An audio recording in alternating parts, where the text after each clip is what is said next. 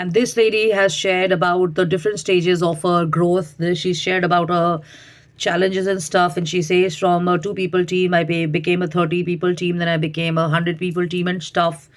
And in a couple of months and stuff, she says, with the help of my financer and my strategist and stuff, I actually, who was working in a small garage, moved into a big office, and I couldn't believe that people were expecting to buy my blankets and stuff like that, because when my first buyer asked me to not send, but asked me to meet him in my office, I could not tell him that I don't have an office, but I work out of a garage.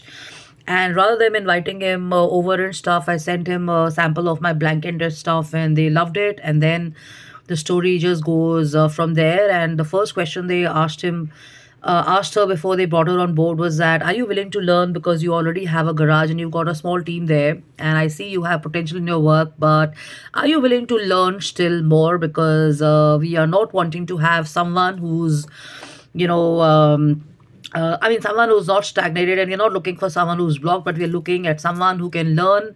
And in spite of being a founder, or in spite of being on board and stuff, will you be still able to learn and deliver and stuff? Because that's the kind of exposure, and that's the kind of person we are looking on, signing on and stuff like that.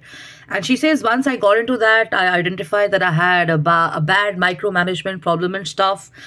And I had never worked in an office and stuff. And when I got into a professional environment, it took me a while to come out of that mode and mood of being in a garage and stuff. But somehow we managed, and from a smaller market, we became a bigger market. And I became a COO. And that's how my fundraising happened, and that's how I found right partners, and that's how I brought myself on board and stuff. And then there was no looking back, because I was going forward, and I was taking flow with what was coming my way and stuff. And the only two persistent questions I still remember, as I share, she says in my interviews, that do you have the excitement in you to continue, and are you willing to learn? And as she answered those questions, she had moved out of her so-called comfort zone. And then the story is basically on the majority of learning, which came from the other mentors and other companies and stuff like that, and there was no looking back. So this is a pretty inspiring story, because it's talking about a person who started from a small garage. I know so many people who've done that. In my family, I have like a lot of people to look up to and stuff.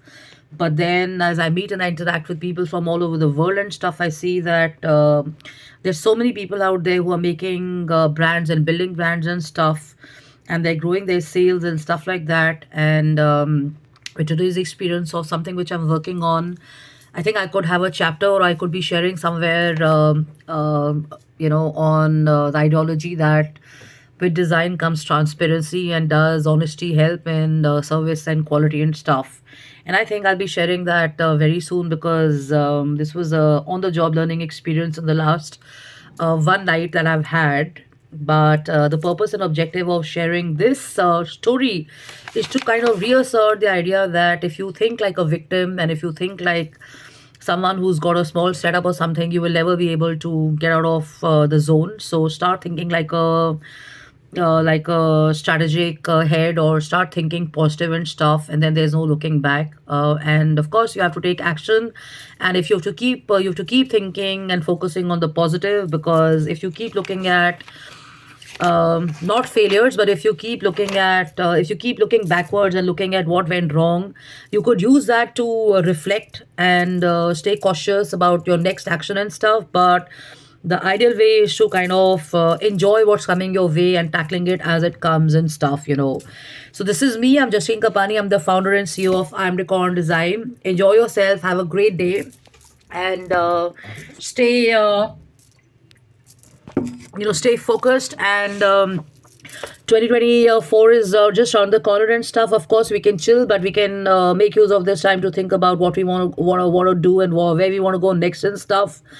And I'd like to leave you on a message that I didn't wish you guys, I think, on Christmas. Did I? I mean, if I didn't wish you, so I hope the Christmas season and the holidays are going good. And I'm hoping that you all going to have a great time on New Year's event stuff. And may your New Year start on a big bang, and let there be a lot of hope and enthusiasm and joy as you do your work and stuff. And like I said at the onset, try and focus and keep your focus on positive stories and stuff like that, because you get sucked into repetitive thinking and repetitive stories of other people and stuff. So if you want to break away those shackles and stuff, you have to idly focus on, like I said again, positive stories and building yourself up, and going forward. And look at the international magazines, look at the international arena.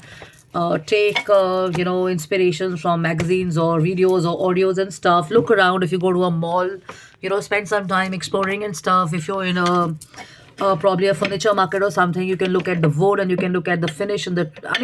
There's no end to learning and stuff.